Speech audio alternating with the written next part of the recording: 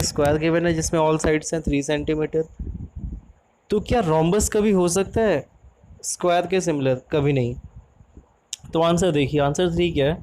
Quadrilateral P Q R S and A B C D are not similar as their corresponding sides are proportional, that is 1:2, but their corresponding angles are not equal. तो यहाँ पे बात ये बताई जा रही है कि इसके करस्पॉन्डिंग साइड्स जो हैं वो तो चलो ठीक है, रेशियो में है 1:2 में, लेकिन जो इसके एंगल्स हैं वो इक्वल नहीं है। एंगल्स या तो दोनों के 90 डिग्री होते, या फिर जो रोम्बस का एंगल है वही स्क्वायर का हो जाता, जो कि पॉसिबल नहीं है इस केस में। तो इन दिस वे ये कंडीशन यहाँ फेल कर गई, क्योंकि आप ये बात समझ लो कि सिमिलैरिटी होने के लिए दो चीज़ों का होना बहुत ज़रूरी है। ऑल एंगल्स इक्वल होने चाहिए और साइड्स का रेशियो इक्वल होना चाहिए। अगर इन दोनों में से कोई भी एक बात फेल कर जाती है तो पूरी की पूरी सिमिलैरिटी वहीं ख़त्म हो जाती है।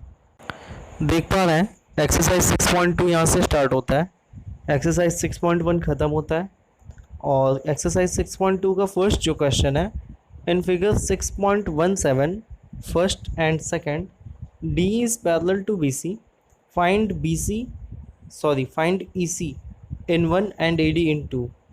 तो ए डी अभी तो आपको अगले क्वेश्चन में देखने को मिलेगा, इसके बाद वाले स्लाइड में। अभी जो आपके सामने स्लाइड है उसमें क्या है कि डी ई पैरेलल है किसके? बी सी के, और आपको फाइंड करना है ई सी। कैसे करोगे? तो आपको ये बात पता है कि in a triangle when two lines are parallel then triangle become similar. कैसे होता है अभी आपको बताता हूँ।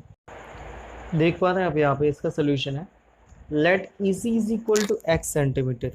ये ई सी को क्या किया गया? एक्स सेंटीमीटर ले लिया गया, और it is given that D is parallel to B C, और गिवन है ही कि डी पैरेलल है बी सी के।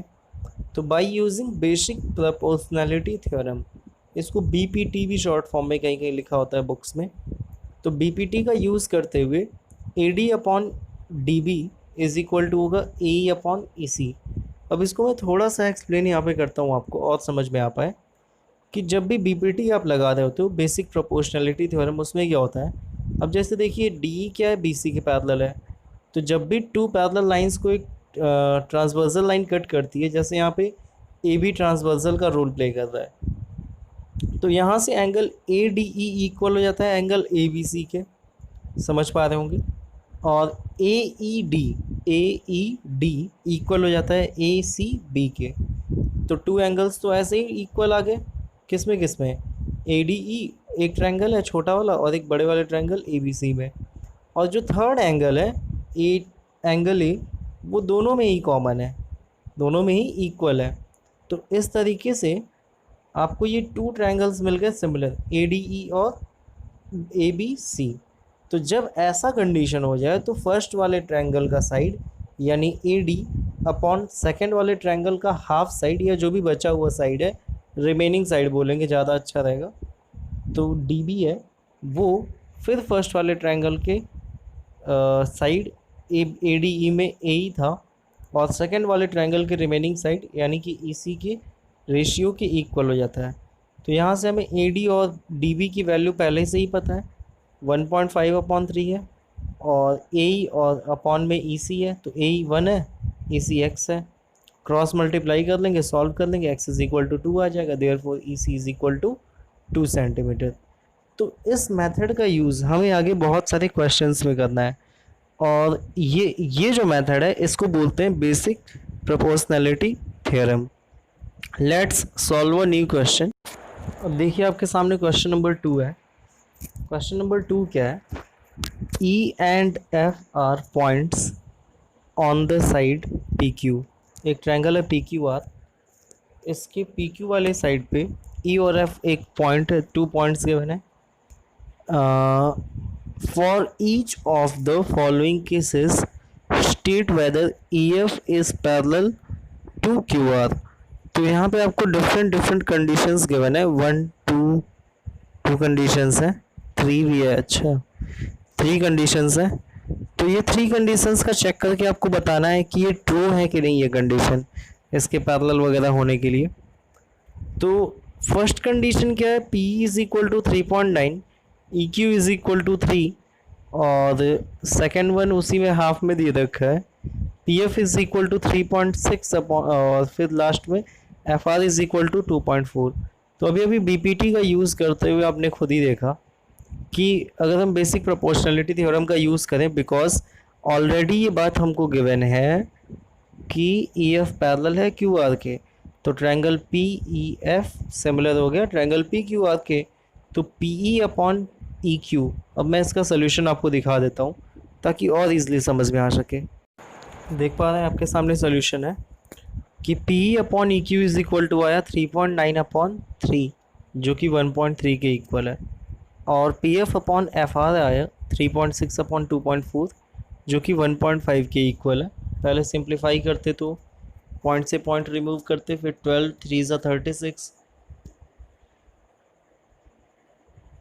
और 12 2 ज़ा 24 मिलता, फाइनली वो सॉल्व होके 1.5 दे देता। तो हेंस यहाँ से आप देख पा रहे हैं कि जो P E upon E Q है that is not equal to P F upon F R, वो P F upon F R के इक्वल नहीं है।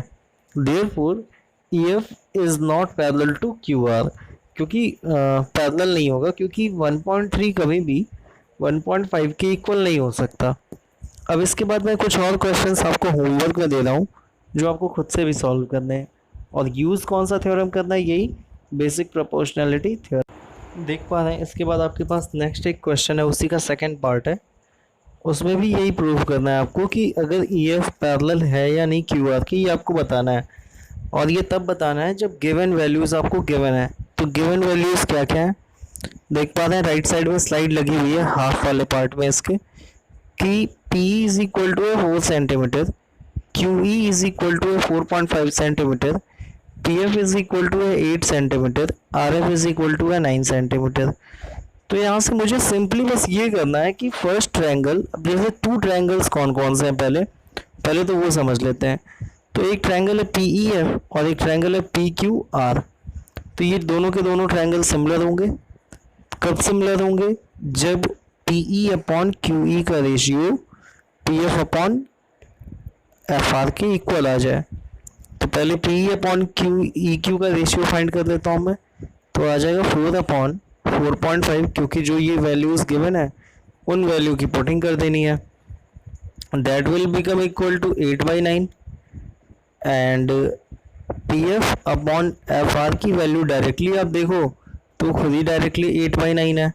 तो hence here P E upon E Q is equal to P F upon F R, क्योंकि दोनों के दोनों 8/9 है। तो therefore E F is parallel to Q R. ये इस क्वेश्चन का सोल्यूशन है। तो जैसा कि आपने इस क्वेश्चन के पहले वाले पार्ट में देखा, वो पैरेलल नहीं हो पा रहा था, बट ये पैरेलल हो पा रहा है। अब क्यों हो पा रहा है, क्योंकि इनके जो करस्पॉन्डिंग साइड्स का रेशियो है वो इक्वल है। अब ऐसे ही कुछ मैं न्यू क्वेश्चंस आपको दिखाता हूँ, देखो जरा। देख पा रहे हैं ये क्वेश्चन है, थर्ड नंबर है इसके पार्ट है।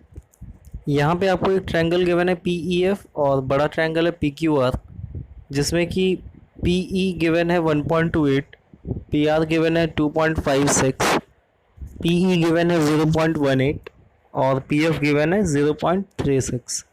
तो रेशियो लेना होगा आपको। बेसिकली पहले तो रेशियो फाइंड करने के लिए, P E upon E Q find करने के लिए ई क्यू को फाइंड करना पड़ेगा। ई क्यू फाइंड कैसे होगा, ई क्यू फाइंड होगा P Q minus P E से, और in the same way F R find कैसे होगा, वो फाइंड होगा P R minus P F से। तो इन दिस वे आप साइड्स का जो रेशियोज ले लोगे तब जाके आप ट्रायंगल को सिमिलर शो कर पाओगे। तो आई होप कि आपका होमवर्क आज कर पाएंगे आप। उम्मीद है कि इसको ट्राई करेंगे और खुद से कर पाएंगे। So thank you for attending this session. Thank you very much. Keep studying, keep making your notes.